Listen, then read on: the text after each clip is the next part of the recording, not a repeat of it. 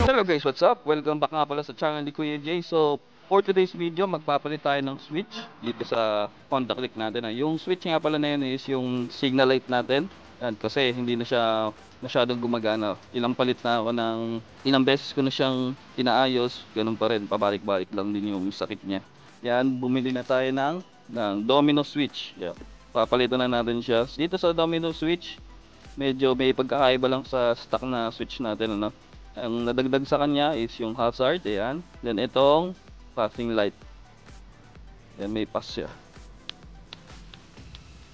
Ayan. So, ayan, pakita ko sa inyo kung ano yung problema dito sa Honda Click natin, ano. Ayan. So, ayan, tinarno na natin. So, medyo malabo nga lang. Ewan ko lang kung kita nyo. Kubera muna natin. Then, ito yung switch natin. Yan, mukha ng luma, oh. Sobrang luma niya na. Then, pag nag-switch tayo, yan, turn right. Yan, so walang nagbi-blink. Then pag left naman, yan, may nagbi-blink sa left. Yan. So ang laging nasisira sa kanya or nawawala is yung right. Yan, oh. Pag tinurn right ko siya, wala na. Saka wala na yung clicking sound niya. Kumbaga, di ba? Pag tinurn left ko, yan, di naman gumagana pag nag-left ako. Minsan didiinin mo pa yan. Ang kaso nga lang, delikado rin minsan. Pakaliwa ka na tapos hindi naman umiilaw yung signal light mo. Magagalit sa iyo yung nasa likuran mo. And the worst is maka-aksidente pa. Kaya papalitan na natin to. Yan, minsan gumagana siya. Tingnan niyo. Oh, tagal, di ba? Oh, wala pa rin. Ayaw. Ayaw gumana. Yan. Dito mukurap-kurap lang siya. So, nakailang palit na tayo ng relay. Then, dito, inayos natin. Kumbaga, nililinisan natin yung part dito sa loob. Pero, hindi pa rin siya, tumitino.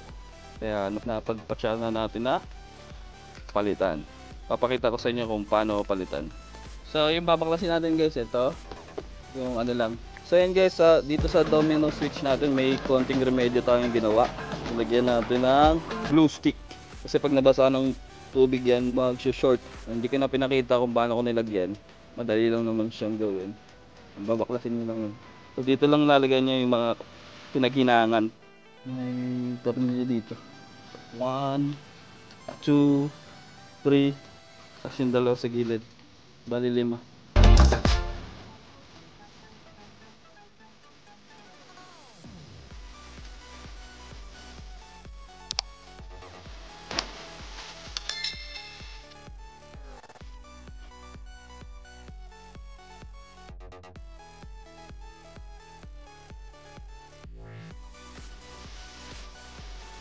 So, may bababa lang tayo dito, then mahuhugot na natin. Naka-clip siya dito sa bandang likod. Hindi lang makita sa video kasi malalim. So ayan guys, pakita ko na lang sa inyo mamaya pag nabaklas. Yan, may pipigutin lang tayo dito, then hugot. Yun, yun na siya. Tatanggalan na natin to. Yan. And then dito sa part na to, so ito guys, yan dito. Ito yung pipindutin niya para mahugot natin. Yan siya. Yan yung pipindutin niya para mahugot doon sa pagka-out. Dito naman, saan ko is pindot, then hugot. Pipindutin nyo lang to guys, then hugutin nyo. So matatanggal na natin siya. Ayan siya. Ayan. Ito yung stock natin. So tingnan natin yung pagkakaiba nila ng domino switch.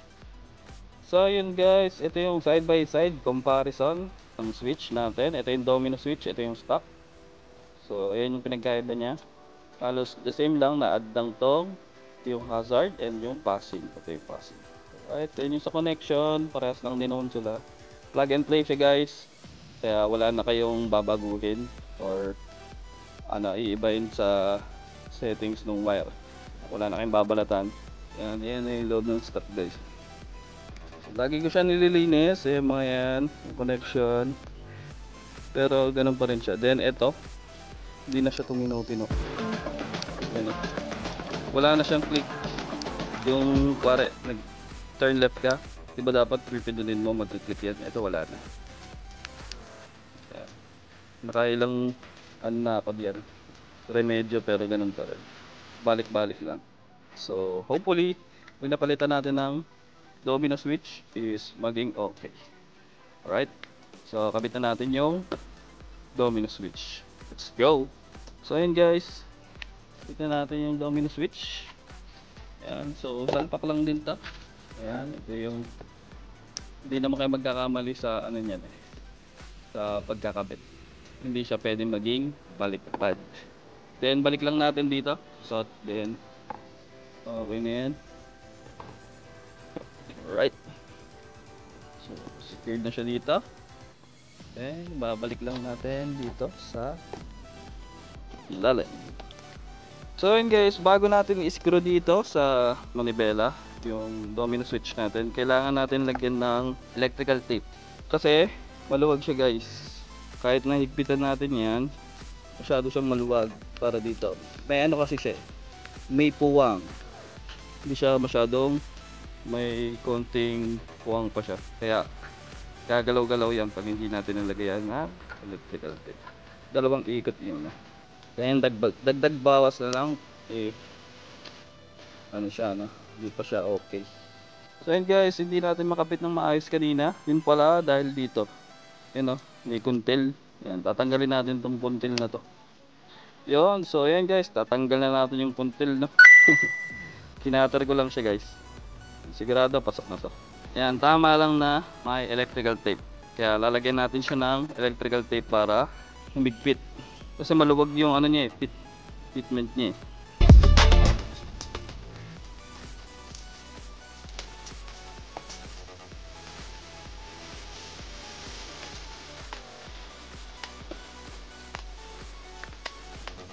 Yun, so ayun guys, yan, ibalik na natin yung mga binaklas natin. Kung paano nyo binaklas, ganun lang din ibabalik eh, no? So ayan, gumagana naman yung high natin. Yan, tapos yung hazard, turn signal left, then right. Yan, fifth na rin siya, then dito yung